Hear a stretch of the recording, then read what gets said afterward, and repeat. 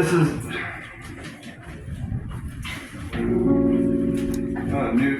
is new. Okay. Roast all. Okay, so this is called Slip Sideways. Reality is fractured, and I'm sucked into a spiral of broken consciousness. Swirls all around me, mixing with the equations of nonsense. I run out into the storm, I'm writhing and thrashing around on the floor. Walls of loneliness, twist labyrinthine disconnection, carpet I cling to keep from falling off the earth. How did I bring myself to this psychotic meltdown? I try to think back to my life outside the spinning chaos. All I know is the thirst in my throat, the red tears in my eyes, the demons that haunt the walls of my hidden studio. I stopped painting the walls red with blood. The monster on the other side has escaped. The world outside the door ceases with a great ominous yawn to be a storm. Avoid stepping outside the door means an endless falling into a sea of nothingness, and then I realize I have a body, that I have a severe schizophrenic problem in my hands. Never been this far, never flying this close to the sun, my feet melting and phlegm in my throat. I had no idea, thought I knew, had no fucking idea what I was capable of going, seeing things nobody should ever. It's more of a philosophical problem than anything else. The fact that the theory of relativity is a wooden chair means I have to scrape my face off. The fact that green is a metaphor for sparkly diamonds saturated but in midnight music means I have to pull all my hair out. The fact that Ralph Ellison is dead and fire is a local idea and the ocean is made of salty liquid means I have to crush my testicles with my fists. The fact that genocide grows and puppy dogs have scales and the eyes of March tell Caesar to drop dead means that I have to slam my head furiously against the wall. Inexpressible, this thing. I wonder if this is truly how black holes start. Brainwave dysfunction builds up quantum disruption, and all space and time aim at an implosion.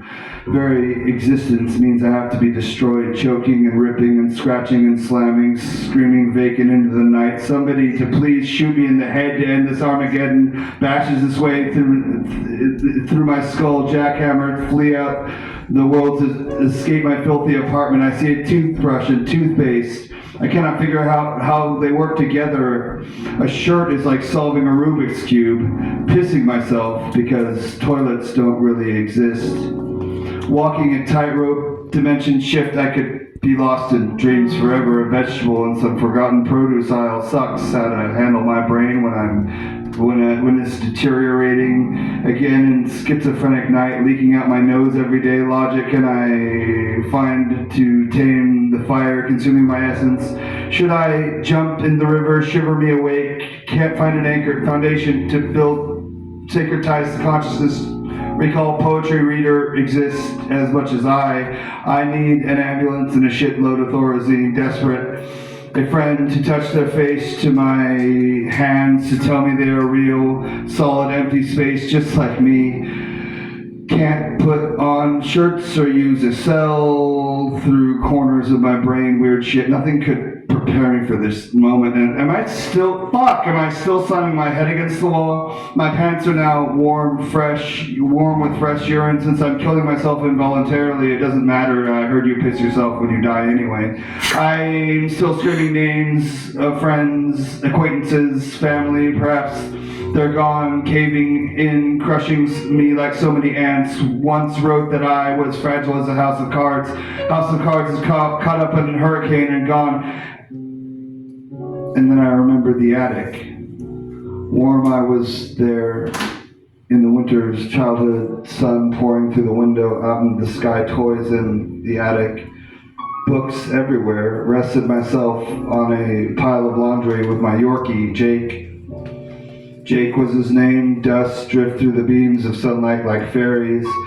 Retreated into my mind, the smell wrapped me in a ball of light blanket long before I manifested the monster behind the wall, long before my dog died, before puberty spun dopamine spirals abroad and transcendent in terrible hallucination, before word salad was poetry, before the darkness of war made blitzkrieg of my soft tissue.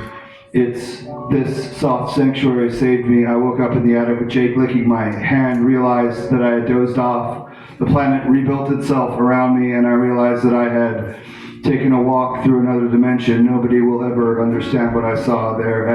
Existence salad, which makes me right, cannot even explain it. I know I lost a piece of myself in the dimensional spiral. Can't see that kind of shit without losing something. Perhaps it was necessary.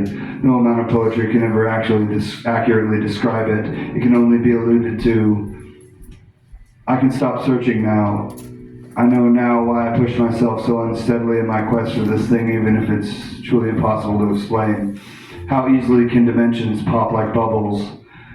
Read a good book, live life at a softer pace, lead with a more pure intention, convalesce, feel the tingling of fate's heart by my ear and all around it.